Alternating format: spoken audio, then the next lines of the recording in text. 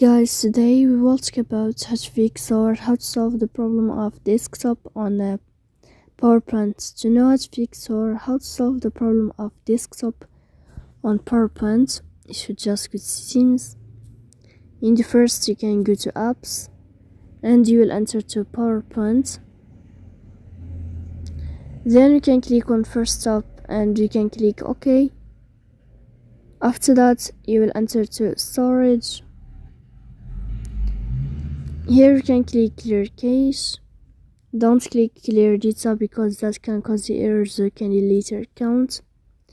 In the end, you can turn off your phone and you can wait a moment to turn on your phone again to fix that problem. So please don't forget to support us by like and subscribe. See you next time in another video, and thank you for your attention and your watching.